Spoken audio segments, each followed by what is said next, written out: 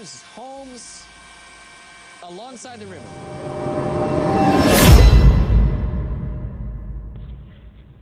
I am disgusted with the lack of concern people have. Here's what I'm angry about. Please bear with me for a few minutes of your time. Notice the date this petition was started and the count of signatures. As of April 19th of this year, 2014, there were 50,039 signatures. At this time, there are a little under 50,600 signatures. This petition began on November 1st of 2013. Now, in contrast with another community, please notice something disturbing which prompted this outrage. As you can see, this petition began on March 27th of 2014, just a little over a month ago. And there are already over 1.5 million signatures. Can you see the point that I'm trying to make? The question I'd like to pose is this. Clearly, we see that, given the right circumstances, people are good, caring, and willing to help with the cause. So how can we achieve the same effect with the dire situation of the nuclear crisis, which has already infected everyone in the northern hemisphere and is quite possibly causing brain damage with these mind-altering poisons? I don't know. I mean, these two petitions may be seen as the result of a real-life example of an Orwellian brainwashing program.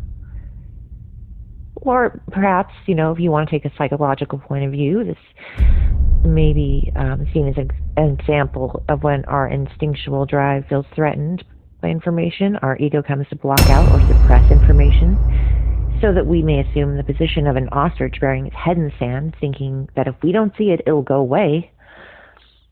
Well, look at your screen, people. It's not going away. Some may see this as the reason behind GMOs, fluoridation of drinking water, and chemtrails. That is, to dumb down society from taking any interest in what is being done to them or caring to do anything about it. If you've just realized the truth about something, tell your friends. Don't give in to fear of persecution. This is a lie that the persons responsible for the issue want you to believe, so that you won't do anything about it, and thus they can continue with impunity through the Assumption Clause, a law which states that if you don't respond or object, it implies that you don't disagree, and you are therefore a party of it. Don't give in to apathy either.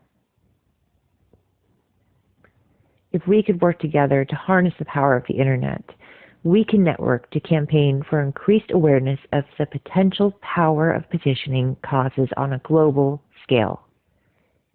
The example above indicates that this is possible if we focus our energy on one or more targets at a time. So, a little off topic, but well worth stating. Because even though the answer is often staring at us in the face, we quite often don't see it or recognize it. We all have the same basic needs: to live, to be happy, and to be loved.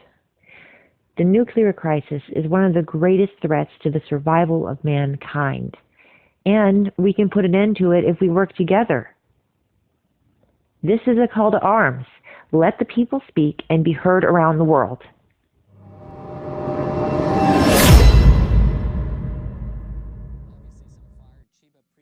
You're seeing a fire that is completely raging out of control. This probably as far as they can get close to that fire that looks like bigger than some of the surrounding buildings, completely raging out of control. It has led to fires, and that fire in an oil refinery completely under control, a large inferno, Chiba Prefecture, Ichihara area, oil refinery up in blaze. That blaze lighting up the whole area. We can attend to the matter, and we